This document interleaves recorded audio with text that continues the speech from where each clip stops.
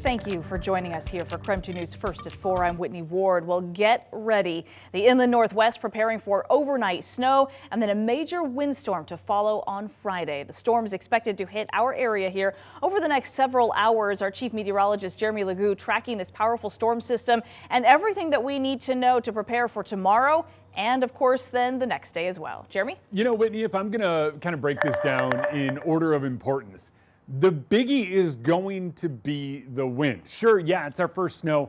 A lot of us don't have our winter tires on. It's going to be the wind. It really is going to be the wind. When you're talking widespread wind gusts at 45 to 60 miles per hour, that is enough to down trees, break tree limbs, knock out power, you name it.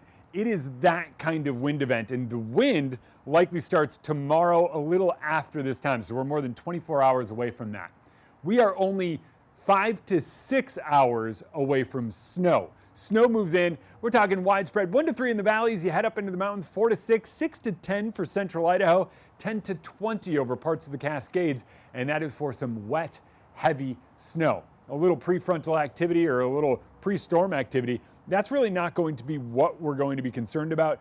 The biggie is what happens tonight. So I think the 9 o'clock hour, we'll start to see some of those showers develop. I think as we get into the 10 o'clock hour, it's more widespread. I think by Friday morning, we have that snow on the ground. Now, seriously, it's kind of a 1 to 2 in Spokane, Coeur d'Alene area type situation. You're along that corridor, Spokane Valley, Liberty Lake, Post Falls.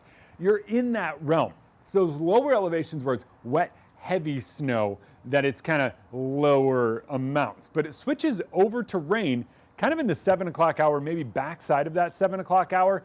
And then by Friday afternoon, it is heavy rain falling as high as 6,500 feet, so very high. And that heavy rain continues to fall until the wind picks up and blows it out late Friday into Saturday. So this is a very potent storm system that takes over much of the region.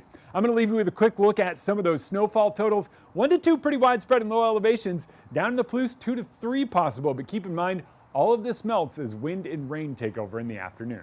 All right, Jeremy, thank you very much. And as he just mentioned, the high wind or the snow could possibly break branches. It could potentially have them fall on power lines, homes, and the roads. And we may be in a situation possibly similar to what we saw a few years ago. Do you remember this?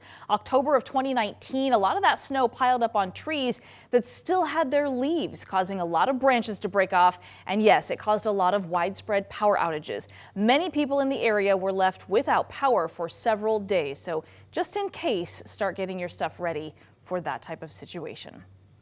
Starting today, traffic is back open on Sullivan Road. This is a huge development in the overall decades-long Bigelow Gulch and Forker Road project. KREM 2's Janelle Finch was at the ribbon cutting today to see how the city is celebrating this brand new road.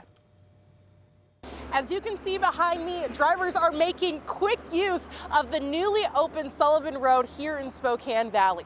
For Spokane Valley leaders, Spokane-County officials, and nearby homeowners, seeing this road open has been a long time coming. Beginning today, Sullivan Road is open to traffic.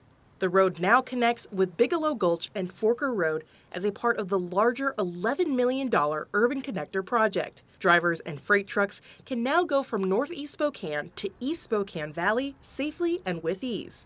Project leads and community officials say this supports the overall growth of the inland Northwest. Just as excited about the project's new development is nearby homeowner Rondi Alexander. We do have business up there once in a while, so this will be very nice. No curves up on the hill. Yeah, they had eliminated those before, but we had to go to Progress and then get on, and so this will eliminate all that. Opening Sullivan Road is a major milestone in the Bigelow Gulch Forker Road construction project. There is still some cosmetic work to be done, but county officials expect that to wrap up by spring of 2023. In Spokane Valley, Janelle Finch, KREM 2 News. Local leaders are moving forward now with plans to remove people and tents by November 15th from Camp Hope there along I-90 in Spokane, which is just 13 days from now. And they believe that outreach work can be done just as effectively indoors at the Trent shelter. And meantime, the governor, on the other hand, is worried that pushing people out too early could result in a Camp Hope 2. Governor Jay Inslee says the state wants to move people living at Camp Hope indoors as soon as they have some other housing plan lined up. KREM 2's Kyle Simchuk has more tonight on the governor's plan. We know this is a crisis in the state of Washington. We know we have a long ways to go. But I am pleased to say we are making solid progress on this effort. Touring a homeless shelter in Western Washington, Governor Jay Inslee was asked about Camp Hope.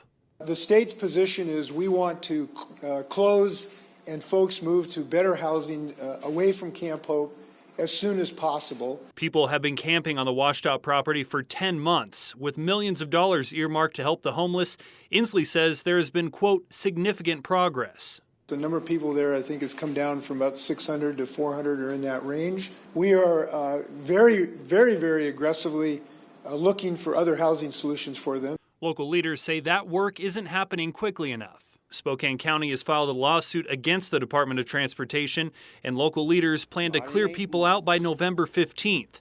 The city of Spokane says outreach work will continue at the Trent shelter, which the mayor says is a safer, more humane alternative to sleeping outside. That Trent shelter, no matter who runs it, it's going to be full. The city is now working with the Salvation Army to create more space at the Trent shelter, and Catholic Charities could open the former Quality Inn as soon as December 1st.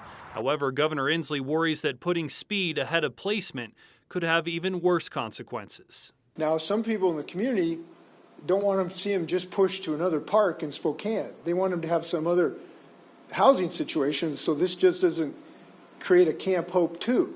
And that's what we're doing, very dedicated to that as quickly as humanly possible. So the most recent numbers right now put the state's homeless population at 83,000 people. Nearly half of them live in King County. A Spokane police officer is in a hospital tonight. He was injured in a crash, but we're told his injuries are not life-threatening. The other car had one man and woman inside. Police say they shoplifted more than $2,000 worth of items from a store before then hitting the officer's car. The couple tried to leave the area, although they were detained and are both now facing multiple charges. Starting Monday, the warning period for 3 new school zone speed cameras comes to an end, so be warned. Near Ferris High School, Adams and Roosevelt Elementary Schools, those areas, you'll have to reduce your speed to 20 miles an hour whenever those school zone lights are flashing. The cameras have been posted on Bernard, Regal, and Ray, so if you have seen them flashing over the past several weeks, you would have received a warning ticket, not an actual ticket, but starting next week, if you are caught speeding in those school zones, you'll be slapped with a very hefty fine. And then if you don't pay that, they're going to treat it as a parking violation. And in the end, if it gets recorded to the Department of Licensing, you can't renew your registration. As the city of Spokane adds more of those speed zone cameras, you might be surprised to hear that the city doesn't own those cameras and doesn't process the tickets. So if you do get a violation, some have asked, do you even really have to pay the fine? Our Mark Hanrahan verifies tonight on KREM 2 News at 6.